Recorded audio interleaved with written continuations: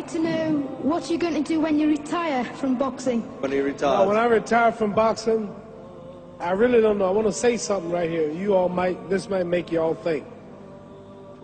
Life is real short. So you add up all your traveling, add up all your sleeping, add up all your school, add up all your entertainment, you've probably been half your life doing nothing. So what am I'm 35 years old. 30 more years, I'll be 65.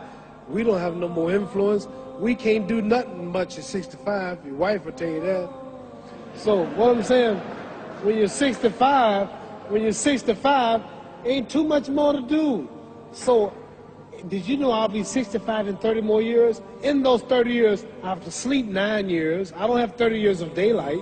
I have to travel back to America, take 6-7 miles. All my traveling, probably 4 years of traveling in the next 30 years, about 9 years of sleeping, television, movies, entertainment, about 3 years of entertainment. Out of 30 years, I might have about 16 years to be productive. So it's how we can all break individual lives down. What am I going to do in the next 16 years? What's the best thing I can do? Get ready to meet God. Going in real estate, going in business, teaching boxers, that won't get me to heaven. How many here believe there's a supreme being, believe there's a God? How many believe there's some power that made the sun, the moon, the stars? How many believe that this stuff didn't just come out here? Somebody wiser than us made it. How many believe there's a God? How many believe there's not a God? All right. Believe there's not a God. All right. If I told you who don't believe in God, if I told you that this glass sprang into existence, this glass made itself, no man made this glass, would you believe it? Would you believe if I just told you this thing made itself? No. When I tell you, you wouldn't believe it, right? No, somebody's doubting it, yeah, so I'm giving you the answer. She wouldn't believe it. If I told her this television station popped into existence, it just, no man made it, you said Muhammad Ali's crazy. All right. Well, if this glass can't make itself, if I told you those clothes you have on wove themselves, nobody created them, those clothes made themselves, you wouldn't believe it. But if your clothes didn't make itself, if that glass couldn't make itself, if this building didn't make itself, then how did the moon get out there? How did the stars and Jupiter, Neptune and Mars and the sun, how did nature, how did all this come here if didn't know why is something planning to make it? So what I'm saying is, I believe that we're going to be judged. Should a man like Hitler kill all the Jews and get away with it?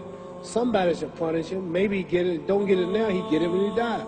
In hell for eternity. So what I'm going to do when I get out of boxing is to get myself ready to meet God, because my plane might blow up. Don't planes blow up in this country sometime and crash? Don't people die every day? Not every day. It's a scary thing to think that I'm going to hell to burn eternally forever. So what am I going to do? The reason I'm taking I'm explaining what you asked me a question.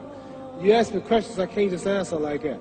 When I get out of boxing or when I'm through, I'm going to do all I can to help people. That's why I'm here with Johnny Walker. Here's a poor man, came all the way to America. Here's a bunch of boys need some money, and somebody is calling me to help them. God is watching me. God don't praise me because I beat Joe Frazier. God don't give nothing about Joe Frazier. God don't care nothing about England or America as far as your wealth is all his. He wants to know, how do we treat each other? How do we help each other? So I'm going to dedicate my life to using my name and popularity, helping charities, helping people, uniting people, bring people bumming each other because of religious beliefs. We need somebody in the world to help make peace. So when I die, if there's a heaven, I want to see it. Because we live how long? 80 years? The odds are everybody in this room, some of you are going to be dead 20 years from now, some of you are going to be dead 50 years from now, some are going to be dead 30, and some are going to be dead 60, 70 years from now. We all going to die soon. And if you live to be, say, 125 years old, which we don't do, right? Let's say we live to be 250, and you can have sex for 145 of those years. You're going to come to the end after that. So we don't have but about 80 years on earth. This is a test to see where will we spend our life in heaven and hell. This is not the life now. Your real self is inside you. Your body gets old. Some of you go to look at the fridge, you don't have no teeth. Your hair is leaving you. Your bodies get tired, but your soul and your spirit never die. That's going to live forever. So your body is just housing your soul and spirit.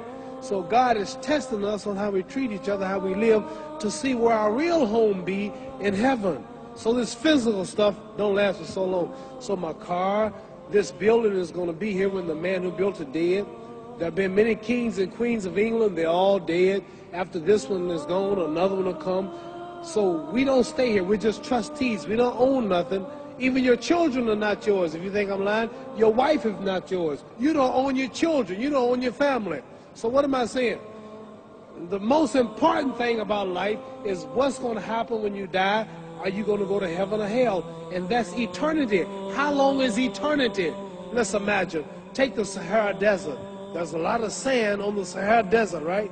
Then imagine that one grain of sand represents 1,000 years, and when you in hell burning, when you die and go to hell, you're going to burn forever and ever, no end. How long is that? Give you an idea how long eternity is. Take the Sahara Desert, and I told you to wait 1,000 years. And every 1,000 years, I want you to pick up a grain of sand until the desert is empty. Okay, wait 1,000 years, pick up the first grain.